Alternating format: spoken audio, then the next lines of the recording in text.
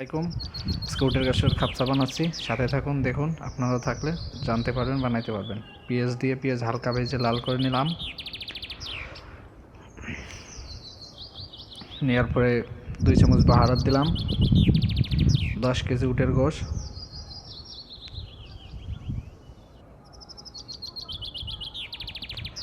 বাহারাত দিয়ে হালকা নাড়াচাড়া দেওয়ার পরে পেঁয়াজটা যখন মশলা করা হয়ে গেল তখন গোশটা দিয়ে দিলাম।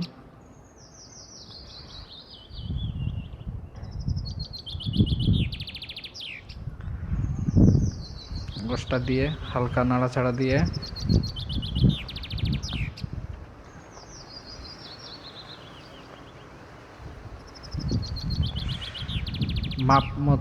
মাপ অনুযায়ী পানি দিয়ে দিলাম গোশের ভিতরে।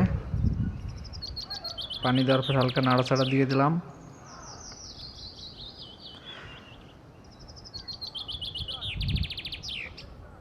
দেওয়ার পরে হাঁডির মুখটা দিয়ে আটকে দিলাম।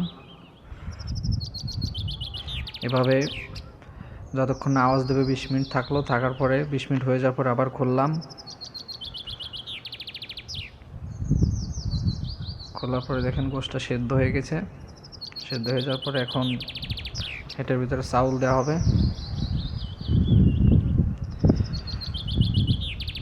চাউলটা আগে ভিজে রাখছিলাম, ভিজে রেখে পানি ঝরার পরে চাউল দিয়ে দিলাম ভিতরে।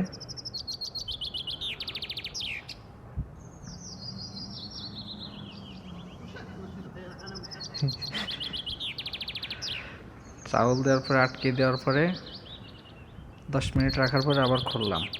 খোলার পরে যে খাপসা রেডি হয়ে গেছে। এখন প্লেটে দিয়ে ঢাললাম।